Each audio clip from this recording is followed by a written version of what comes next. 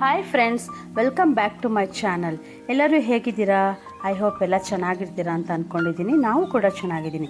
ಇವತ್ತಿನ ಈ ವ್ಲಾಗ್ನಲ್ಲಿ ನಮ್ಮ ಮನೆಯ ಪೂಜಾ ತಯಾರಿನ ನಾವು ಯಾವ ರೀತಿ ಮಾಡ್ಕೊಳ್ತೀವಿ ಅನ್ನೋದ್ರ ಬಗ್ಗೆ ಒಂದು ಲೆಂತಿ ವಿಡಿಯೋ ಮಾಡ್ತಿದ್ದೀನಿ.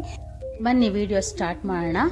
ನಾನು ಮಾರ್ನಿಂಗ್ ಬೆಳಗ್ಗೆ ರೊಟೀನ ಮುಗಿಸಿ ನಾರ್ಮಲಾಗಿ ಹೊಸ್ಲಿಗೆಲ್ಲ ಅರಿಶಿನ ಕುಂಕುಮ ಇಟ್ಟು ರಂಗೋಲಿ ಎಲ್ಲ ಬಿಟ್ಟಿದ್ದೀನಿ. ಪೂಜಾ ಸಾಮಗ್ರಿಗಳನ್ನೆಲ್ಲ ತೊಗೊಂಡಿದ್ದೀನಿ, ಎಲ್ಲ ತೊಗೊಂಡಿಟ್ಕೊಳ್ತಾ ಇದ್ದೀನಿ.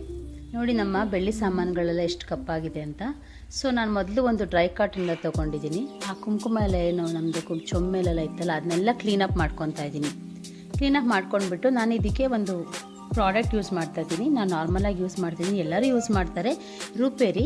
ಈ ರೂಪೇರಿ ಲಿಕ್ವಿಡ್ ಹಾಕೋದ್ರಿಂದ ನಮ್ಮ ಪಾತ್ರೆಗಳು ಹೊಸದು ಏನು ನಾವು ಪರ್ಚೇಸ್ ಮಾಡಿದಾಗ ಯಾವ ರೀತಿ ಶೈನಿಂಗ್ ಬರುತ್ತೋ ಆ ರೀತಿ ಕಾಣುತ್ತೆ. ನೋಡಿ ಫ್ರೆಂಡ್ಸ್, ನಾನು ಯೂಸ್ ಮಾಡ್ತಾಯಿದ್ದೀನಿ. ಹೇಗೆ ಅನಿಸುತ್ತೆ ನೋಡಿ, ಎಷ್ಟು ನೀಟಾಗಿ ವೈಟ್ ಆಗ್ತಿದೆ, ಎಲ್ಲ ನೀಟಾಗಿ ಆಗ್ತಿದೆ ಕ್ಲೀನ್. ಈಗ ಹೊಸದು ಪರ್ಚೇಸ್ ಮಾಡಿರೋ ಬಂದಿರೋ ಥರ ಆಗ್ತಾಯಿದೆ. ನೀವು ಇದನ್ನು ಗ್ಲೌಸ್ ಕೂಡ ಹಾಕಿ ಕೂಡ ಯೂಸ್ ಮಾಡ್ಬೋದು. ನಾನಿಲ್ಲಿ ಬರೀ ಕೈಯಲ್ಲೇ ಯೂಸ್ ಮಾಡ್ತಿದ್ದೀನಿ. ಅಕಸ್ಮಾತ್ ನಿಮ್ಗೆ ಏನಾರ ಕೈಯಲ್ಲಿ ಗಾಯ ಏನಾರ ಆಗಿದ್ದರೆ ಹಾಗೆ ಯೂಸ್ ಮಾಡಬೇಡಿ, ಒಂದು ಗ್ಲೌಸ್ ಹಾಕ್ಕೊಂಡು ಯೂಸ್ ಮಾಡಿ. ನೋಡಿ ಈ ಥರ ನೀಟಾಗಿ ಎಲ್ಲ ಕಡೆ ವೈಪ್ ಮಾಡಿದ್ದೀನಿ. ನಂತರ ನಾನು ಏನೇನಿದೆ ಎಲ್ಲ ಬೆಳ್ಳಿ ಸಾಮಾನುಗಳು ಒಂದೊಂದಾಗೆಲ್ಲನೂ ಕ್ಲೀನ್ ಮಾಡ್ಕೊಳ್ತಾ ಇದ್ದೀನಿ. ಮುಂಚೆ ಎಲ್ಲ ನಾವು ಚಿಕ್ಕವರಿದ್ದಾಗ ನಮ್ಮಮ್ಮ ಎಲ್ಲ ಹಬ್ಬ ಯಾವುದಾರ ಒಂದು ವಾರ ಮಾಡಬೇಕು ಅಂದರೆ ಇನ್ನೊಂದು ದಿವಸನೇ ನಮಗೆ ಅದು ಮಾಡಬೇಕು, ಇದು ಮಾಡಬೇಕು, ಇಷ್ಟು ಕೆಲಸ ಇರುತ್ತೆ, ಎಲ್ಲ ಮಾಡಬೇಕು ಅಂತ ಹೇಳ್ತಿದ್ರು.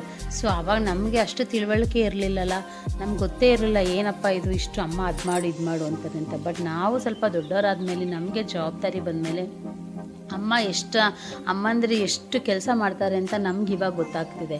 ಹಾಗೆ ನಮ್ಮ ಮಕ್ಕಳು ಕೂಡ ಇದನ್ನ ನಾವು ಮಾಡೋದನ್ನೆಲ್ಲ ತಿಳ್ಕೊಂಡು ಅವರು ಮುಂದೆ ಹೋಗ್ತಾ ಅವ್ರು ಈ ಕೆಲಸಗಳನ್ನೆಲ್ಲ ಕಲ್ತ್ಕೊಳ್ತಾ ಬರ್ತಾರೆ. ನೋಡಿ ಫ್ರೆಂಡ್ಸ್, ಹಿಂಗೆ ಎಲ್ಲನೂ ಡ್ರೈ ಕಾರ್ಡಿಂದ ಒರೆಸ್ಕೊಂಡಿದ್ದೀನಿ, ಎಷ್ಟು ಚೆನ್ನಾಗಾಗಿದೆ. ಆಮೇಲೆ ಏನು ಮಾಡ್ತೀರೋ ಎಲ್ಲ ನೀಟಾಗಿ ವಾಶ್ ಮಾಡ್ಕೊಳ್ತಾ ಇದ್ದೀನಿ. ಏಕೆಂದರೆ ಅದರಲ್ಲಿರೋ ಲಿಕ್ವಿಡ್ ಏನಿದೆ ಅದನ್ನೆಲ್ಲ ನೀಟಾಗಿ ವಾಶ್ ಮಾಡ್ಕೊಳ್ಬೇಕು. ಒಂದು ಪೆಂಡಿಂಗ್ ಉಳ್ಕೊಂಡಿತ್ತು, ಇದನ್ನು ಸಹ ವಾಶ್ ಮಾಡಿಕೊಂಡೆ. ಆಮೇಲೆ ಏನು ಮಾಡಬೇಕು ಅಂದರೆ ಇದನ್ನೆಲ್ಲ ವಾಶ್ ಮಾಡಿದ್ಮೇಲೆ ಇದರಲ್ಲೆಲ್ಲ ಲಿಕ್ವಿಡ್ ಹಾಗೆ ಉಳ್ಕೋಬಾರ್ದು. ಸೊ ಅದರಿಂದ ನಾನು ಈಗ ವಿಮ್ ಡ್ರಾಪು, ನಿಮ್ಮ ಹತ್ರ ಯಾವುದೇ ಸೋಪ್ ವಾಟರ್ ಕೂಡ ನೀವು ಕ್ಲೀನ್ ಮಾಡ್ಕೋಬೋದು. ನಾನಿಲ್ಲಿ ವಿಮ್ ಡ್ರಾಪ್ನೇ ತೊಗೊಂಡಿದ್ದೀನಿ. ನಮ್ಮನೆ ವಿಮ್ ಡ್ರಾಪ್ ಇತ್ತು, ಸೊ ಅದನ್ನೇ ತಳ್ಕೊಂಡಿದ್ದೀನಿ. ಅದನ್ನ ನೀಟಾಗಿ ನಾನು ಕೈಯಲ್ಲೇ ವಾಶ್ ಮಾಡ್ತಿದ್ದೀನಿ, ಮತ್ತು ಹತ್ತಿಯೆಲ್ಲ ಏನು ಯೂಸ್ ಮಾಡ್ತಾಯಿಲ್ಲ. ನೀಟಾಗಿ ಎಲ್ಲ ಉಜ್ಜಿ ಅಲ್ಲಿರೋ ನಮ್ಮದೇನು ನಾವು ಲಿಕ್ವಿಡ್ ರೂಪೇರಿ ಯೂಸ್ ಮಾಡಿದ್ದೀವೋ ಅದನ್ನೆಲ್ಲ ನೀಟಾಗಿ ತೊಳ್ಕೊತಾ ಇದ್ದೀನಿ. ಮುಂಚೆ ನಾನು ಕೂಡ ಕೋಲ್ಗೇಟ್ ಪೌಡ್ರ್ ಯೂಸ್ ಮಾಡ್ತಾಯಿದ್ದೆ. ಸೊ ಸ್ವಲ್ಪ ಟೈಮ್ ಜಾಸ್ತಿ ಹಿಡಿಯುತ್ತೆ ಅಂತ. ಸೊ ಇದು ತುಂಬ ಕ್ವಿಕ್ಕಾಗಿ ಆಗುತ್ತೆ. 5 ನಿಮಿಷದಲ್ಲಿ ನಾವು ಇರೋ ದೇವ್ರ ಸಾಮಾನು, ಬೆಳ್ಳಿ ಸಾಮಾನುಗಳನ್ನ ಬೇಗ ತೊಳ್ಕೊಂಬಿಡ್ಬೋದು. ಸೊ ಅದರಿಂದ ನಾನು ಇದನ್ನೇ ಯೂಸ್ ಮಾಡ್ತಿದ್ದೀನಿ. ನೀವು ಯಾವುದು ಯೂಸ್ ಮಾಡ್ತಿದ್ದೀರಾ? ನೀವು ಯಾವ ರೀತಿ ನಿಮ್ಮ ದೇವ್ರ ಸಾಮಾನುಗಳನ್ನ ತೊಳಿತೀರಾ ಅಂತ ನನಗೆ ಕಮೆಂಟ್ ಮೂಲಕ ತಿಳಿಸಿ, ನಾನು ತಿಳ್ಕೊತೀನಿ. ನೋಡಿ ಫ್ರೆಂಡ್ಸ್, ಈಗ ಎಷ್ಟು ನಮ್ಮ ಬೆಳ್ಳಿ ಪಾತ್ರೆಗಳು ಎಷ್ಟು ಬೆಳ್ಳಗಾಗಿದೆ ಅಲ್ಲ, ಎಷ್ಟು ಶೈನಿಂಗ್ ಉಳಿತಾ ಇದೆ ಅಲ್ವಾ? ನೋಡಿ, ಇದಾದಮೇಲೆ ನಮ್ಮದು ಹಿತ್ತಾಳೆ ಪಾತ್ರೆಗಳೇನಿತ್ತು ಅದನ್ನೆಲ್ಲ ನಾನು ಪೀತಾಂಬರಿಯಿಂದ ಕ್ಲೀನ್ ಮಾಡ್ಕೊತಾ ಇದ್ದೀನಿ. ಹುಣ್ಸೆಹಣ್ಣು ನೆನೆಸಿರೋದು ಮರ್ತ್ಬಿಟ್ಟಿದ್ದೆ. ಸೊ ಅದರಿಂದ ಹುಣ್ಸೆಹಣ್ಣು ಫ್ರಿಜ್ಜಲ್ಲಿ ಇಟ್ಟಿದ್ದೆ, ಅದು ತುಂಬ ಗಟ್ಟಿಯಾಗಿತ್ತು. ಅದನ್ನು ತೊಗೊಂಡು ಮಾಡೋಷ್ಟು ಟೈಮ್ ಇರಲಿಲ್ಲ. ಸೊ ಅದಕ್ಕೆ ನಾನು ಪೀತಾಂಬರಿನೇ ಇದ್ದಿದ್ರಲ್ಲೇ ನೀಟಾಗಿ ವಾಶ್ ಮಾಡ್ಕೊತಾ ಇದ್ದೀನಿ. ಪೀತಾಂಬರಿ ಇರೋದ್ರಿಂದ ಬೇಗ ಕೆಲಸಗಳಾಗುತ್ತೆ ಅಲ್ವಾ ಫ್ರೆಂಡ್ಸ್? ನೀವು ಅದನ್ನೇ ಯೂಸ್ ಮಾಡ್ತೀರಾ ಅಂತ ಅಂದ್ಕೊಂಡಿದ್ದೀನಿ. ನೋಡಿ ಎಲ್ಲ ಕ್ಲೀನ್ ಮಾಡ್ಕೊತಾ ಇದ್ದೀನಿ. ಪೀತಾಂಬರಿ ಎಲ್ಲ ಕ್ಲೀನ್ ಮಾಡ್ಕೊಂಡ್ಮೇಲೆ ಎಲ್ಲ ನೀಟಾಗಿ ಬಟ್ಟೆ ತೊಗೊಂಡು ಎಲ್ಲ ಒಣಗಿದ ಬಟ್ಟೆ ತೊಗೊಂಡು ಒರೆಸ್ಕೊತಾ ಇದ್ದೀನಿ. ಆಮೇಲೆ ಅರಿಶಿನ ಕುಂಕುಮ ಇಡೋದಕ್ಕೆ ನಾನು ಒಂದು ಬಟ್ಲಿಗೆ ಗಂಧದ ಪುಡಿ ಹಾಕ್ಕೊಳ್ತಾ ಇದ್ದೀನಿ. ನಮ್ಗೆ ಎಷ್ಟು ಬೇಕು ಅಷ್ಟು ಗಂಧದ ಪುಡಿ ಹಾಕ್ಕೊತಾ ಇದ್ದೀನಿ. ಸ್ವಲ್ಪ ಇದೆಲ್ಲ ನಾರ್ಮಲಾಗಿ ಗಂಗೆ ಅಂಗಡಿಯಲ್ಲಿ ಸಿಗುತ್ತೆ, ನಿಮಗೆ ತೊಗೋಬೋದಲ್ಲಿ. ಸ್ವಲ್ಪ ಅರಿಶಿನ ಹಾಕ್ಕೊಳ್ತಿದ್ದೀನಿ, ಸ್ವಲ್ಪ ಕಲರ್ ಬರಲಿ ಅಂತ ಸ್ವಲ್ಪ ಅರಿಶಿನ ಹಾಕ್ಕೊಳ್ತಾ ಇದ್ದೀನಿ. ಇದು ನಿಮಗೆ ಗಂಗೆ ಅಂಗಡಿಯಲ್ಲಿ ಗೋಪುರಂ ಅರಿಶಿನ ಅಂತ ಸಿಗುತ್ತೆ. ಸೊ ನಾನು ಅದನ್ನೇ ಯೂಸ್ ಮಾಡ್ತಾಯಿದ್ದೀನಿ. ಗಂಧದ ಪುಡಿ ನಮಗೆ ಸ್ಮೆಲ್ ಬರ್ತಾಯಿತ್ತು, ಆದರೂ ಸ್ವಲ್ಪ ಇನ್ನೊಂದು ಸ್ವಲ್ಪ ಆ್ಯಡ್ ಆಗಲಿ ಅಂತ ನಾನಿಲ್ಲಿ ಪಚ್ಚ ಕರ್ಪೂರನ ಬಳಸ್ತಾ ಇದ್ದೀನಿ. ಗಟ್ಟಿ ಕರ್ಪೂರ ಸಿಗುತ್ತಲ್ಲ, ನಾರ್ಮಲಾಗಿ ಆರತಿ ಬೆಳಗ್ತೀವಲ್ಲ ಅದು ಕರ್ಪೂರ ಅಲ್ಲ, ಇದು ನಮಗೆ ಪಚ್ಚ ಕರ್ಪೂರ ಅಂತಲೇ ಗಂಗೆ ಅಂಗಡಿಯಲ್ಲಿ ಸಿಗುತ್ತೆ. ಸೊ ಅದನ್ನು ಸ್ವಲ್ಪ ಬಳಸ್ತಾ ಇದ್ದೀನಿ. ಇದು ರೋಸ್ ವಾಟ್ರ್ ಮಿಕ್ಸ್ ಮಾಡ್ಕೊಳ್ಳೋಕ್ಕೆ. ಇದು ತುಂಬ ಸ್ಮೆಲ್ ಚೆನ್ನಾಗಿರುತ್ತೆ. ಆಲ್ರೆಡಿ ಎಲ್ರಿಗೂ ಗೊತ್ತೇ ಇರುತ್ತೆ, ಎಲ್ಲ ರೋಸ್ ವಾಟ್ರ್ ಯೂಸ್ ಮಾಡ್ತೀರಾ. ಸೊ ಇದನ್ನು 1 ಕಪ್ ಹಾಕಿ ನಾನು ನೀಟಾಗಿ ಅದನ್ನು ಕಲಿಸ್ಕೊತಾ ಇದ್ದೀನಿ. ಇದಕ್ಕೆ ಬೇಕಿದ್ರೆ ನೀವು ಗಂಗೆ ಅಂಗಡಿಯಲ್ಲಿ ಇನ್ನೂ ಸುಗಂಧ ಭರಿತವಾದ ಸೆಂಟ್ಗಳು ಸಿಗುತ್ತೆ, ಪುಡಿಗಳೆಲ್ಲ ಸಿಗುತ್ತೆ ಫ್ರೆಂಡ್ಸ್. ನೀವು ಬೇಕಿದ್ರೆ ಅದನ್ನು ಕೂಡ ಇದಕ್ಕೆ ಆ್ಯಡ್ ಮಾಡ್ಕೋಬೋದು. ನಾನು ಸದ್ಯಕ್ಕೆ ಇಷ್ಟು ನಮ್ಮ ಮನೇಲಿ ಇರೋದ್ರಿಂದ ಇದನ್ನು ಆ್ಯಡ್ ಮಾಡ್ಕೊತಾ ಇದ್ದೀನಿ. ನಾವು ಮುಂಚೆ ಎಲ್ಲ ಪೂಜೆ ಮಾಡಬೇಕಾದ್ರೆ 5 ರಿಂದ 6 ಅವರ್ ತೊಗೊಳ್ತಾ ಇದ್ವಿ. ಒಂದು ದಿವಸ ಎಲ್ಲ ಅಮ್ಮಂದಿರು ಮಾರ್ನಿಂಗ್ ಸ್ಟಾರ್ಟ್ ಮಾಡಿದ್ರೆ ತಿಂಡಿನೂ ಬಿಟ್ಟು ಮಾಡುತ್ತಾಯಿದ್ರು ಪೂಜೆನ. ಹಾಗೆ ಈಗ ಇದೆಲ್ಲ ಕ್ವಿಕ್ಕಾಗಿ ಬಂದಿರೋದ್ರಿಂದ ಬೇಗ ಮಾಡ್ಕೋಬೋದು.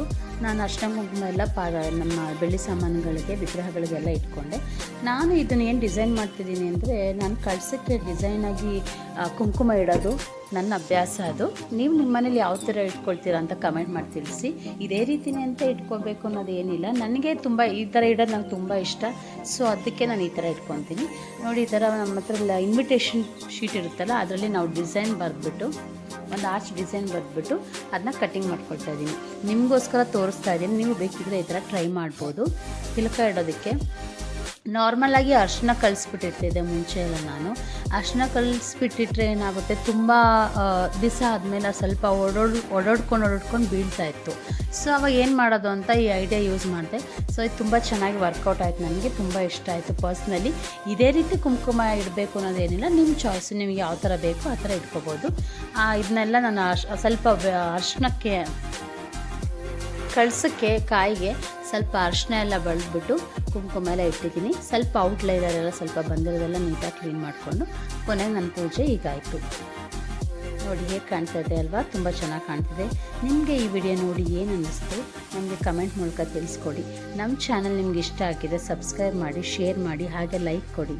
ಹೀಗೆ ಹೆಚ್ಚು ಹೊಸ ವೀಡಿಯೋಗಳನ್ನು ನಾನು ನನಗೇನು ಗೊತ್ತಿರೋದನ್ನ ನಿಮಗೆ ತಿಳಿಸ್ಕೊಡ್ತೀನಿ. Thank you.